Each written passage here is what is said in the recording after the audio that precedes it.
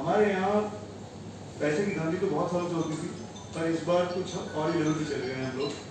हमारे यहाँ 119 लोग काम करते थे डीडीसी में, जो परमानेंट एम्प्लॉय है।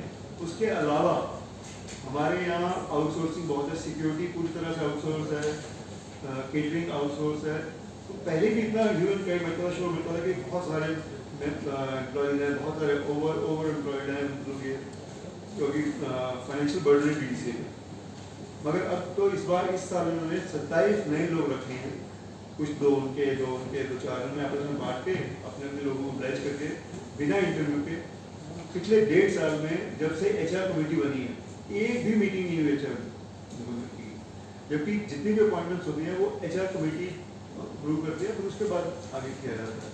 मगर एक भी मीटिंग नहीं हुई और 27 लोग बिना कोई इंटरव्यू के, बिना कोई एचआर मीटिंग के रख लिए गए हैं, जिसका फाइनेंशियल बर्डन 10 लाख रुपए पर महीने डीडीसी को पड़ता है।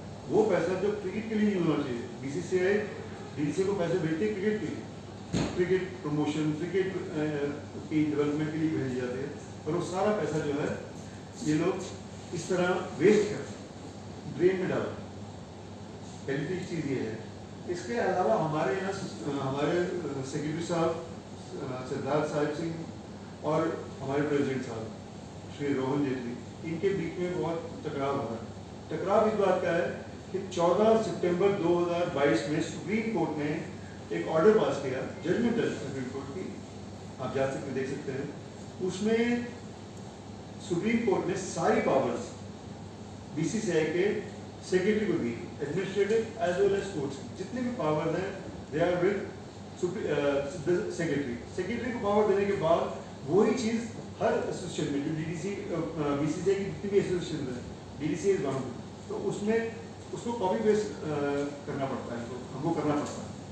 वेयर हमारे यहाँ क्या किया गया कि जब 14 सितंबर को जब सुप्रीम कोर्ट का ऑर्डर आया 2022 में, तो उसमें टाइम था कि विद इन 30 डेज, आपको 30 दिन के अंदर अंदर उसको इम्प्लीमेंट करना है। इन्होंने कुछ नहीं किया। 14 अक्टूबर में करते करते 27 दिसंबर को एक एजीएम बुलाई गई, और एजीएम में ये कह दिया गया कि सारी पावर्स है प्रेसिडेंट के पास, सारी पावर्स। तो क्या मैं ये पूछना चाहता हूँ कि ये जो 15 लोग हैं, बोर्ड में 18 लोग हैं, सिद्धार्थ को छोड़ के 17 बचते हैं, तो 17 लोग इतने पावरफुल हो जाते हैं कि वो सुप्रीम कोर्ट के ऑर्डर को भी दर कर सकते हैं, उससे साइड कर सकते हैं, उसको नहीं सुनेंगे। वो क्या लोग 17 लोग सुप्रीम कोर्ट से भी ऊपर हो गए। ये बात जब चलती रही तो आज सिद्धार्थ सिंह कोर्ट गए हुए हैं। तो आज जब हम बात कर रहे हैं, इस समय उनका कोर्ट में ही चल रहा मामला, तो देखिए क्या डिसीजन होता है। सिद्धार्थ सिंह ने वो भी बोला, प्लस सिद्धार्थ सिंह उसके बाद क्या किया इन्होंने, एक हमारे ओम्बड्समैन है जो कि होना पड़ता है लोअर कमेटी की रिकमेंडेशन के हिसाब से, हम हर एसोसिएशन को ओम्बड्समैन लोकपाल चाहिए होता है। जो हमारे लोकपाल हैं वो पहले थी रिटायर्ड जस्टिस इंदु मल्होत्रा जी। जब ये लड़कियों वाला एक लड़की का अफेयर या जो रोहन जी के खिलाफ लिखने में मेल लिखनी शुरू की, तो उसमें पहली मेल में ही कुछ ऐसी बातें थी जो कि जस्टिस इंदु मल्होत्रा जी ने पढ़ी, और वो 22 फरवरी की थी। तो जैसे ही वो पढ़ी तो 24 फरवरी को रिजाइन की चल गई। तो हमें नया ओम्बड्समैन चाहिए था। इन्होंने प्रधान जी ने, हमारे जो प्रेसिडेंट साहब हैं, इन्होंने कुछ नहीं करा, अपने पास रखा छुपाया रखा। पर जब हम मेल लिखते थे ओम्बड्समैन से हमें कोई कंप्लेंट करनी है तो हम क्या लिखते थे, तो फाइनली उन्होंने कहा कि यार मुझे तो 24 फरवरी को रिजाइन कर दी हूँ। हम भी परेशान हो गए क्या है। तब इनको पता लग गया कि पता नहीं चुका। तो इन्होंने क्या किया, नए जस्टिस हैं retired justice mister M Kumar, उनको इन्होंने सिर्फ by circulation, resolution by circulation, इन्हीं 17 लोगों ने साइन करके उनको अपॉइंटमेंट करते, और उन्होंने एक तारीख भी रख दी, नोटिस दे दिया सिद्धार्थ सिंह वर्मा को कि 27 मई को आपको एक तारीख होगी। और जब 27 की तारीख थी, जब इसको नोटिस मिला तो सेक्रेटरी ने मेल लिखी कि आपकी तो अपॉइंटमेंट ही इलीगल है, क्योंकि जो ओम्बड्समैन की अपॉइंटमेंट है वो सिर्फ जनरल बॉडी कर सकती है। जितने भी मेंबर्स हैं, हम मेंबर्स मिलकर डिसाइड करेंगे कि कौन हमारे ओम्बड्समैन होंगे। तो सिद्धार्थ ने जो चैलेंज किया, तो उन्होंने कहा कि ठीक है मैं अभी बात करता हूँ। उन्होंने डेट को पोस्टपोन कर दिया। अब ये गलती तो कर चुके थे, अब इन्होंने क्या किया, उसको ठीक करने के लिए 5 तारीख को परसों इन्होंने एक ईजीएम बुलाई है, जिसमें ये उनका नाम रेटिफाई किया। नोटिस में भी लिखा है कि we will ratify mister M Kumar ने, विच इज अगेन इलीगल, जबकि वो जनरल बॉडी डिसाइड करेगी। आप हमसे पूछ नहीं रहे मेंबर से, आप हमें बता रहे हो कि हम कर चुके हैं और बाय रेटिशन अब तो हम रेटिफाई करेंगे उसको, विच अगेन इलीगल। तो इन दो चीज़ों को लेके सिद्धार्थ साहिब सिंह आज कोर्ट में हैं। इस समय क्या हो रहा है मुझे नहीं पता, हम क्या करते हैं। तो पहले सुबह था पर वो उन्होंने सेकेंड आफ्टरनून कर दिया, तो इस समय बहस कर रहे थे। बहुत सारे जिस दिन आ भी गया और लेकर मिले, तो इन दो बातों के लिए वहाँ पर। तीसरी चीज़ जो मोस्ट इम्पॉर्टेंट मैं समझता हूँ, जो हम सबको हर्ट करती है, क्योंकि मेरे लिए भी और आप लोगों के लिए भी, आप ट्वीटली इतना सालों से लिख रहे हैं, हमारे लिए डीसी एक टेम्पल है। जो उसकी इमेज को टारगेट करेगा वो हमारे दिल को तंग, मेरे दिल को तो बहुत ही करता है, आप लोगों को भी करता है। तो यही कारण था मैंने बुलाया कि मैं बता सकूँ आपको कि वो जो लड़की जो है वो किसी की बहन, किसी की, हमारी मेरी बहन हो सकती है, आपकी बहन हो सकती है, आपकी बेटी हो सकती है, कोई भी हो सकती है। तो वो लड़की अब हमसे गुहार लगा रही है कि मुझे इंडिया से बाहर जाना पड़ गया मजबूरी में, मुझे मतलब मेरी जान को खतरा है। मैं किसी भी जब मेल लिखे हैं उसमें तीसरी मेल में ये लिख दिया है कि मैं किसी भी चौराहे पे किसी भी दिन एक्सीडेंट में मारी पड़ जाऊँगी, तो आप लोग क्या करोगे, क्या मेरी रक्षा कर सकते हो? तो मैं तो समझता हूँ कि हम सबको मिलकर, क्योंकि आप लोग, मैं समझता हूँ कि चौथा पिलर डेमोक्रेसी का, अगर एक पिलर हिल जाएगा तो सब पूरा देश गिर जाता है। तो मैं आपसे भी रिक्वेस्ट करूँगा कि प्लीज़ उस लड़की के लिए हमें आवाज़ होनी चाहिए और हमें उसको न्याय दिलाना चाहिए, उसको रक्षा करनी चाहिए। Thank you. मेरा प्रश्न था दैट जो आप बोल रहे हैं अबाउट खर्चे, जो 25 लोगों को अपॉइंट किया है, 27 लोगों किया है, और जो 17 लोग हैं एक्सेप्ट मिस्टर सिद्धार्थ सिंह, तो 17 लोग, इनके सिद्धार्थ सिंह जी के कोई उसमें ग्रुप के लोग नहीं है? नहीं, उनके साथ कोई नहीं, क्योंकि Why is that so? That is one. उन्होंने क्या किया था, सिद्धार्थ ने पिछले 10 जून को एक बुलाई, एक काउंसिल मीटिंग बुलाई। उसमें पहला एजेंडा था कि to discuss the sexual harassment case against our president, जो कि एक बॉडी को करना चाहिए। जब किसी प्रेसिडेंट पे हेड ऑफ द ऑर्गेनाइजेशन पे आता है, तो ऑर्गेनाइजेशन को मिलकर डिस्कस करना चाहिए कि क्या करना चाहिए। या तो प्रेसिडेंट उसको डिनाई करे या उसके लिए क्या करना है। तो उसने एक मीटिंग बुलाई। जब सिद्धार्थ ने मीटिंग बुलाई तो इन्होंने क्या किया, 5 तारीख को, 10 तारीख को उसने बुलाई थी, 5 तारीख को बुला के और उसी में डिसाइड कर दिया कि ऐसे ऐसे ये एक ही एजेंडा था कि हम एम कुमार को लेंगे और 10 तारीख को कोई भी नहीं है। तो कोई भी इस तरह सिद्धार्थ, क्योंकि सिद्धार्थ आवाज़ उठा रहा है, तो उसके लिए उसका कोई भी नहीं। एंड वो जो ऑडिटर्स होंगे आपके, auditors, so auditors are also in hand in like, तो कौन है आपके ऑडिटर्स अभी फिलहाल? एक तो मुझे इतना पता नहीं है कौन है एग्जैक्टली, बट जो भी है, कितने साल से वो चले आ रहे हैं? नहीं, अभी नए चेंज हुआ है, कुछ दोस्त है। उनका भी, if they are not doing a proper job, I think some they can also be held accountable. Yes, this should That be, is one thing. Last सवाल मेरा, अकॉर्डिंग जो आपने बोला है ना, today the court matter is there in the high court, so what is those, what is the matter, what is the plaint, क्या plaint है, can we know that? उसने चैलेंज किया है जो ईजीएम बुलाई है प्लस उसके राइट्स छीने हैं। So that is like means उसका decision it can be post, अभी तो मतलब what is still in the court और it's for the next date? क्या डिसीजन हुआ अभी? अच्छा, बिकॉज़ आगे भी स्टार्ट होगा 3:30। Okay, because you are holding the press. also should have Yeah, present. No, it's okay. Shouldn't he have been present here, kind of? We need to rate his position and his issues with the president. I can't tell you because it's taken a while. Like this. Let me ask you.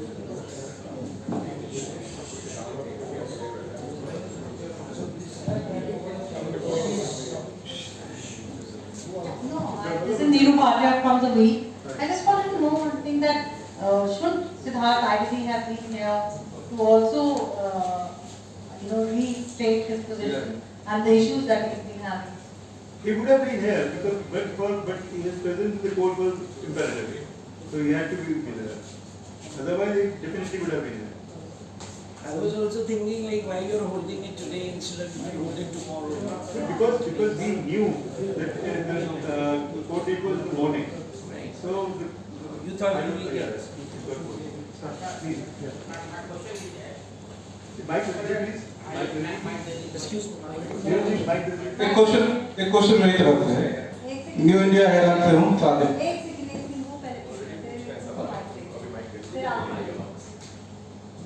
मेरा सवाल ये है कि couple of days back prime minister ने कहा था कि we will not tolerate corruption, तो क्या आप प्राइम मिनिस्टर से अपील करेंगे, क्योंकि उनके रूलिंग पार्टी का ही मेंबर है वो, उनका बेटा है, तो आप उनसे अपील करेंगे प्राइम मिनिस्टर से कि ये जो करप्शन हो रहा है DDCA में, और दूसरा बेटी बचाओ बेटी पढ़ाओ उनका पेट स्कीम है, तो उसी हवाले से आप दोनों भी बातों से कहेंगे कि ये जो है इंडल हो रहा है। बिल्कुल। आपके मैं क्वेश्चन के जवाब देना चाहता हूँ कि मैं प्रधानमंत्री जी से समय मांगा है और मुझे उम्मीद है कि मुझे मिल जाएगा। मैं आपको अभी मैं डिटेल दे दूँगा कि मैंने उनसे मेरा प्रोसेस कर रहा है, इट इज़ नॉट कि मैं उनसे मांगूँ और उस टाइम मिल जाए। तो मैंने कम से कम हफ्ता हो गया मैंने उनसे मांगा है, बट मुझे वहाँ से आती रहती है कि उन्होंने नोडल ऑफिसर भी अपॉइंट किया कि ही बेटा है। संजय, अभी कुछ वर्ल्ड कप के लिए हर एक स्टेडियम में रेनोवेशन वर्क शुरुआत हुई है।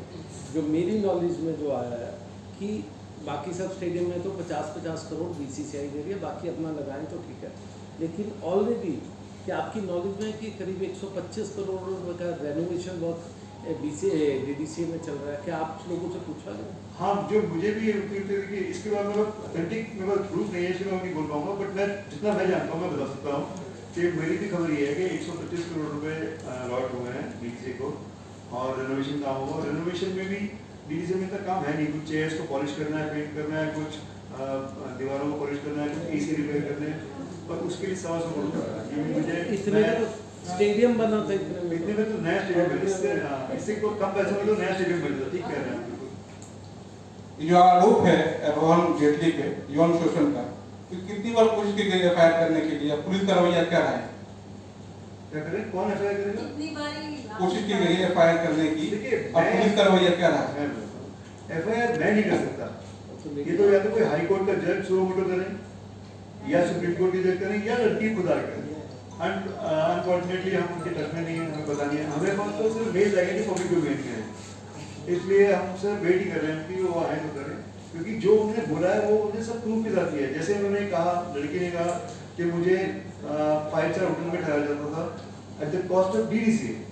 अब हमको ये बोल दे तो हम नहीं मानेंगे ना, पर उसने तो बिल्स लगाए हैं, payment has been made by DDCA और DDCA के पैसे लगे। और सबसे बड़ी बात कि लड़की को वहाँ ठहराया गया जहाँ इंडियन टीम ठहरी थी, सेम फ्लोर पे, जहाँ की शायद सिक्योरिटी की प्रॉब्लम की वजह से कोई MP भी ठहरना मुश्किल होता। तो he has used his cloud and made us stay just कि अपने कॉलर को करने के लिए। संजय जी बैठो।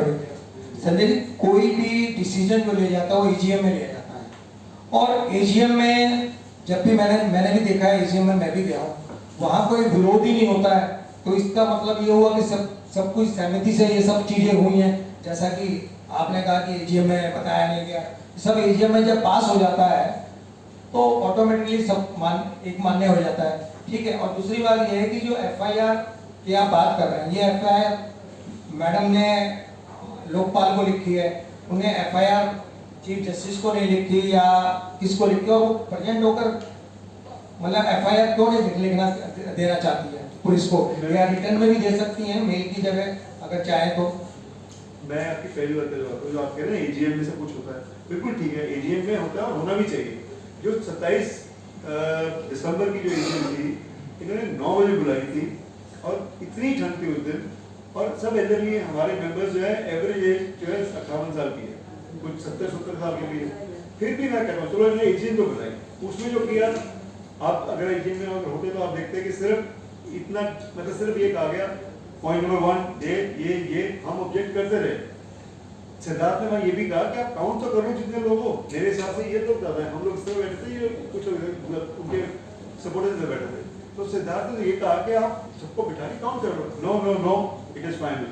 वो किसी हवा में AM में रहते हैं, वो सुनते ही नहीं किसी, उन्होंने कहा नो हम चिल्लाते रह गए, रिकॉर्डिंग है, इन्होंने कहा ना, और एक्ट 1 पास 2 पास 3 पास पढ़ के मतलब इट वाज ओवर 3 मिनट्स। और जबकि 9 बजे के लिए कोई फरीदाबाद से आ रहा है, कोई गाँव से आ रहा है, वो कम से कम, हाँ नवीन जी प्लीज आइए।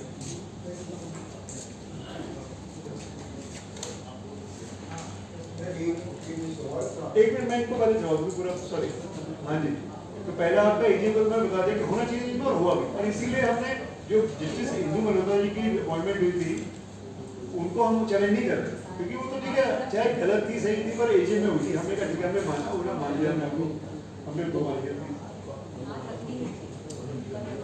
ये तो ये हो गया बात। दूसरी बात आपका क्वेश्चन था, दूसरा ये था जब एजीएम में पास ही हो गया और ये लेडी ने एफआईआर लिखित में मेल कर दी एक लोक आयुक्त को, उसके अलावा पर्सनली आकर भी तो वो दे सकती थी। जैसे आपने कहा अब्रॉड चले गए, तो अब्रॉड जाने के बाद मुझे मैं और फिर हमें कुछ नहीं पता, उसने मेल में जो लिखा ना वो बता रहा हूँ। उसने मेल में लिखा, मेल तो मैंने पढ़ी हुई है ना, देखी हुई है। हाँ, और तो मैंने देख ली। उसने बीसीसीआई के सभी ऑफिशियल्स को लिखी, डीडीसी के सभी ऑफिशियल को लिखी, और लास्ट में तो सीजीए को भी एड्रेस किया। मैं सिर्फ लेडी के बारे में पूछना चाहता हूँ, ये कोई क्रिकेटर की सिस्टर है, मदर है, नहीं पता, बिल्कुल नहीं पता। तो ये तो पर्सनल लाइफ भी हो सकती है।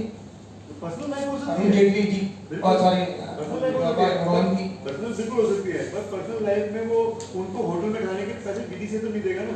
हाँ, इस पे आपकी कंट्रोवर्सी होती है कि किसी से पैसा पेमेंट नहीं होगा। इस पे तो क्योंकि मुझे इतना पता है कि जितने आपके डायरेक्टर्स हैं सब मिली भगत वाले हैं, और आप भी क्रिकेट डायरेक्टर रहे हैं, तो तब भी कुछ नहीं हुआ। और दूसरा ये है कि आप पर भी एफआईआर है गुड़गांव में 2022 में, उसका क्या हुआ? जो मेरे पे एफआईआर जी। मेरे पे कोई एफआईआर नहीं है।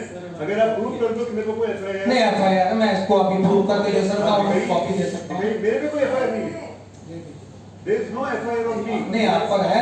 नहीं है, अरे चलिए, आप मानते नहीं है तो दिखाए ना, मैं तो आई चैलेंज यू, चलिए आई चैलेंज यू। आप नहीं उस पे ना जाके नहीं है। मैं बिल्कुल करने दीजिए, मैं ध्यान में आने वाला नहीं हुए। वो एफआईआर मेरे पे नहीं है, I was just a witness. मेरे को उन्होंने दिखाया ना, मेरे पे आप देखिए 141 का नोटिस क्या होता है, 141 का नोटिस क्या होता है। अगर यहाँ कोई 420, 120 बी और 506 का मुकदमा था जो आपके ऊपर मेरे लगाया गया था, जो क्या किसी प्लेयर से क्रिकेट के प्लेयर को क्रिकेट खिलाने और उसके मामले में ये मामला दर्ज हुआ था। मेरे पे नहीं हुआ ना, आप समझिए। मतलब देखिए वो मेरे हाँ, एक मिनट मैं कहीं नहीं मांग रहा, पूरी बात क्लियर करके जाऊंगा, ये बात पूरी क्लियर करके जाऊंगा। ये तो मेरे पास भी है, मैं कोई कहीं भाग नहीं रहा, मैं आपको बोल रहा हूँ ये मेरे पे एफआईआर नहीं है, ये किसी और पे एफआईआर है। मुझे 141 का नोटिस 141 ए का नोटिस मिला था, जिसमें मुझे कहा गया था आइए और आप अच्छा मैं आपको एक और बताता हूँ, ये नवीन जिंदगी है लाइव पेपर, और हमारे बीच में एक लीगल भी बैठे हैं जो कि डीडीसीए के स्टैंडिंग काउंसिल रहे फॉर वेरी लॉन्ग टाइम। मैं उनका बात करता हूँ, कोई आपके लीगल पॉइंट से बता देगा। और पहले मेरे केस भी बता दीजिए क्या है। नहीं देखिए मेरे लिए लांछन लगा तो मुझे नहीं लांछन नहीं लगाया, मैंने कहा ये है ऐसा कुछ है। आपका इस पे रिएक्शन क्या है? मैं ये लीगल इशू को क्लैरिफाई कर देता हूँ, आप में से किसी को कंफ्यूजन होगा तो मैं बताइए, मैं बताता हूँ। मैं 15 साल डीडीसी का काउंसिल रह चुका हूँ, मुझे इन सारी चीजों का ज्ञान है। मैं आपको बताऊँ, ये जिस केस की बात आप कर रहे हैं, ये केस डीडीसी में सिलेक्शन स्कैम हुआ था। डीडीसी के अंदर पैसे लेके सिलेक्शन कराया गया, ये उससे रिलेटेड है। और तब ये डायरेक्टर के पद पे थे, संजय जी डायरेक्टर पद पे थे, तो इनको डायरेक्टर क्रिकेट के नाते इनको विटनेस बना के बुलाया गया था गुड़गांव पुलिस में। अभी के और जो स्कैम था वो सिलेक्टरों के खिलाफ स्कैम, इन्होंने सिलेक्शन नहीं करना था। ये जो डायरेक्टर थे, इलेक्टेड जीते हुए डायरेक्टर थे बोर्ड में, इनकी तरफ से बयान दर्ज हुआ है कि प्रोसेस क्या है हिंदुस्तान में सिलेक्शन करने का। जिस बच्चे ने 900 रन बना लिए डीडीसी लीग के अंदर, उसका सिलेक्शन नहीं हुआ। जिसने 120 रन बनाए उसके सिलेक्शन हो गए। तो वहां कैसे चलते हैं सिलेक्शन में? तो वो केस है, ये ध्यान से आप पढ़ेंगे, वो ये केस है। आधी अधूरी बात को लेकर ना हम भटक जाते हैं आपस में। He was a director in DDC. इनके पास वो सारे सबूत थे कि कैसे सिलेक्टर अपॉइंट होते हैं डीडीसी के अंदर। क्योंकि डीडीसी की जो बोर्ड है वो सिलेक्टर्स अपॉइंट करती है, और उन सिलेक्टर्स का काम कैसे होना चाहिए, मापदंड क्या है, उसका यार्डस्टिक क्या है, ये वो इन्वेस्टिगेशन था। लेकिन ये इस इन्वेस्टिगेशन को दबाया गया है। हमारे में से आप भाई, आप लोग तो देखो आंख और कान और नाक हो, आपको इसके डेप्थ पे जाना चाहिए जो दबा दिया गया। और आज भी ये बात उतनी ही रेलेवेंट है कि डीडीसी के अंदर सिलेक्शन में पैसे लेके सिलेक्शन स्कैम होता है। सर आज तक वाली एक प्रोसीजर है, हम लोग देख रहे हैं, एक प्रोसीजर है, एक प्रोसीजर है कि जो हमारा बोर्ड है, भटकी है मत, अब काम को नहीं मैं एक मिनट और बता दूं कि हमारे यहाँ प्रोसीजर ये है कि एक सीएसी बनाई जाती है जो कि टेस्ट बेस की बनाती है, वो सीएसी बनाती है, सिलेक्टेड टीम बनाती है। तो मेरे से उन्होंने ये सब पूछा था कि व्हाट इज द प्रोसीजर, तो I went there as a witness. Main मुद्दा देखिए, मेन मुद्दा जो आज है ये है कि सेक्सुअल हरासमेंट कंप्लेंट हम में से किसी के खिलाफ अगर हो जाए, जितने लोग बैठे हैं, तो क्या एफआईआर दर्ज नहीं होगा? क्या ये जो सिल्वर स्पून और गोल्डन स्पून के साथ पैदा हुए हैं, इनके खिलाफ अगर सेक्सुअल हरासमेंट कंप्लेंट है, जो जजेस को कंप्लेंट की गई है और उसके बाद कार्रवाई नहीं होती है, और हम हजारों करोड़ 100 करोड़ की बात कर रहे हैं, क्रिकेट के नाम पे चल रहा है ये कुर्सियां चेंज करने के लिए, जो इंस्टीट्यूशन का हेड है उसके खिलाफ ये कंप्लेंट है रिटर्न में। किसके पास गई ये कंप्लेंट? सुप्रीम कोर्ट के रिटायर्ड जज के पास। उन्होंने कार्रवाई नहीं करी, रिजाइन करके चले गए। क्यों जी, क्यों आपने रिजाइन क्यों कर दिया? लाखों रुपए आपने डीडीसी से ले लिया और रिजाइन करने के लिए लिया। मुद्दा ये है, मुद्दा है कि आखिर बिल्ली के गले घंटी कौन बांधेगा? नहीं, लेकिन लेडी ने भी तो एफआईआर की। देखिए, लेडी के एफआईआर की बात मैं कर देता हूं, आपके पास ये सारे डॉक्यूमेंट्स अभी आ गए हैं। लेडी के आप कंप्लेंट देख लो, अगर आप ये कंप्लेंट पढ़ोगे तो आपको पता चलेगा कितना सीरियस ये कंप्लेंट है। अब उस लेडी को ये डराया गया कि तेजाब फेंका जाएगा उसके ऊपर, उसको जान से मारने की धमकी दी जाएगी, तो लेडी है बेचारी, वो किसी थाने में क्या करेगी? वो तो लिख रही है चीख चीख के, और हमारे यहाँ कानून में प्रोविजन भी है कि सुओं को तो लेना पड़ेगा। आपका ओम्बड्समैन जिसको आप 10 लाख रुपए देके महीने का रखते हैं, किस काम के लिए रखते हैं? रिटायर्ड सुप्रीम कोर्ट जज। अब ये हालात मैं आपको बता रहा हूं, ये जो सिस्टम को हमने बर्बाद किया है, वो सुप्रीम कोर्ट की जजमेंट आई लोधा कमेटी की। लोधा कमेटी ने पहली बार ये कहा कि ये जो गड़बड़ घोटाला होता है इंटरनली, उसकी देखभाल करने के लिए हम एक रिटायर्ड जज की नियुक्ति करने का प्रावधान रख रहे हैं, लोकपाल। अब लोकपाल कौन अपॉइंट करेगा? लोकपाल की अपॉइंटमेंट जनरल बॉडी जो मेंबर्स है उन्होंने करनी थी, लेकिन अब क्या है, मेरे खिलाफ कुछ अगर केस हो जाए, अब उन्होंने खुद ही अपॉइंट कर दिया लोकपाल। अब एक लॉ में प्रिंसिपल है, I can not be the जज ऑफ माय ओन कॉज। मैं अपने ही केस का फैसला नहीं दे सकता। तो जब डीडीसीए के एक जो मुखिया है उन्हीं के खिलाफ केस वही जज की अपॉइंटमेंट कर रहे हैं बैक डेट से। आप देखिए एसडीएम में क्या हो रहा है, ये एसडीएम बुलाया गया, बैक डेट से जज साहब अपॉइंट कर दिए और मेंबरों को बुला लिया कि भाई आप हाथ खड़े करके रेटिफाई कर दें। क्यों भाई? सुप्रीम कोर्ट ने कहा रेटिफिकेशन नहीं, सुप्रीम कोर्ट ने कहा कि अपॉइंटमेंट मेंबर्स करेंगे। लेकिन मेंबर अपॉइंट करेंगे तो मेंबर अपने चाहने वाले जज का अपॉइंटमेंट नहीं करेंगे। मेंबर जब अपॉइंट करेंगे तो अपने तरीके से बड़े साफ सुथरे किसी हिंदुस्तान में जो बेदाग लोग हैं उनके अपॉइंटमेंट करेंगे, जिसकी डर से बैक डेट से हमारे किसी घरेलू जज को अपॉइंट करा दिया गया। हम में से सारे जानते हैं इस बात को, कोई नई बात नहीं है। तो ये तब हुआ जब इनके खिलाफ कंप्लेंट आ चुका था। 24 फरवरी को कंप्लेंट आ चुकी है इनके खिलाफ, सॉरी 22 फरवरी को कंप्लेंट आ गई। 24 फरवरी को जज साहब रिजाइन करके चले जाते हैं। उसके बाद साहब एक नए जज की अपॉइंटमेंट कर देते हैं। साहब को इस बात का डर है कि जी अगर जनरल बॉडी की तरफ से कोई जज अपॉइंट कर दिया गया तो जज साहब ने पता नहीं क्या ऑर्डर कर देना है। तो मुद्दा यहां ये है, मेरा उनसे भी मेरा काबिल है, क्या मेरे हक में को फैसला है भाई? भी है ना, तो अपना ही बंदा लगा। ईजीएम में होगा क्या एक्चुअली? ईजीएम 1.25 मिनट का ईजीएम होगा, घड़ी देख के हो गया। क्योंकि चेयरमैन साहब कौन है? खुद मुलजिम ही चेयरमैन है और मुलजिम ने ही फैसला सुनाना है। हो गया, जब तक लोग अंदर बैठेंगे कुर्सी में हो गया सब बाहर चले जाओ। This has been the history, पिछले 2 बार से यही हो रहा है।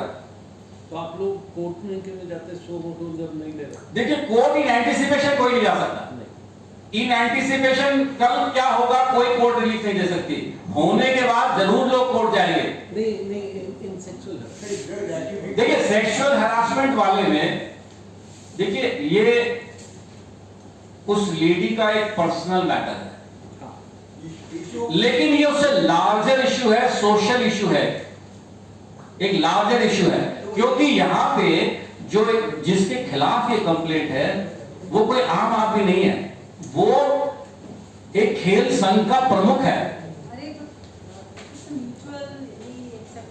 मैं ये बोल रहा हूँ कि जो सेक्सुअल हैरेसमेंट का प्रॉपर इन्वेस्टिगेशन हुआ कि नहीं हुआ? नहीं हुआ, तभी तो जज साहब ने रिजाइन कर दिया। जब बारी आई इन्वेस्टिगेशन करने की तो जज रिजाइन कर देता है। वो खौफ डर का माहौल है, हर तरफ देश में माहौल है, सही है, तो वहां भी यही माहौल है। हम तो ये कहते हैं इंक्वायरी हो, दूध का दूध पानी का पानी हो जाए, अगर लड़की गलत है तो शी शुड कवर, और ये गलत है तो इनको सजा मिले, हम तो यही चाह रहे हैं।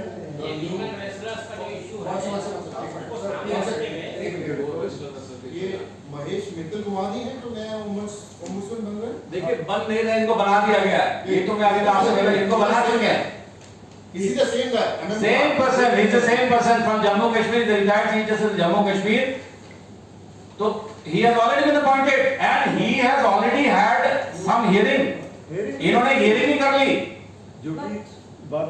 उसके बाद उनकी ratification और appointment की बात जनरल बॉडी में आ गई। My question to Sanjay sir is, अभी तक तो press conference is all about sexual harassment and the complaint from the lady. You have hardly said anything about the corruption in the federation. Sorry?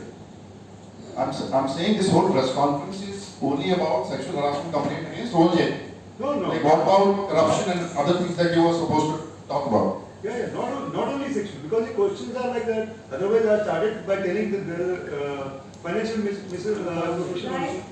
There are a lot of, I told you, 27 employees have been kept without any HR meeting, money being spent on hotels and a lot of other things also. I told you about financial irregularities. One second. One more question. There, obviously the other side. Don't you think this is a big enough thing? This is So my job is to report, see, and report, not to take sides. Like that's one thing. Right. So my question to you, sir, the other side is also claiming that a lot of selections from in the Delhi team comes from Siddharth's club. Isn't that corruption as well? So it should be inquired. I'm not favoring anybody. I'm saying each and everything should be. There should be an inquiry. Whosoever is guilty should suffer. Whosoever. I'm not favoring anybody. नहीं, लेकिन जो financial matters हैं जो आप सब बोल रहे हैं, तो आपकी जो मीटिंग्स होती है एपेक्स काउंसिल को फाइनली करना है, तो आप लोग उसमें क्या करते हैं? I'm not a member now. I'm not a member. Siddharth is there. Siddharth is there. तो वो क्या करते He says that he raises voice. Objections are there, but by majority they pass because there's 17 of them. DDC is also एक second. DDC is also a company as press club or any other body. In that, as our company में it's a simple thing that secretary is CEO unless there is secretary. So when Siddharth is running the affairs of the company, even if he is raising voice or if he is not being heard, he can easily go to the court. That's what he has gone. The court today is there only. Really, but now he has gone. But for last 1 year, we have been hearing this. In fact, he has been fighting from till to then, and in every meeting, there are hardly 2 meetings in between. So in both the meetings, he was not heard. Okay, but 17 is definitely bigger than 1. So by majority, they were passing it. He kept trying, but what to do? So are you actually saying that you have no representation there in the Apex Council, everybody belongs to Ranjit? Yes. I don't know why, for reasons best known to them.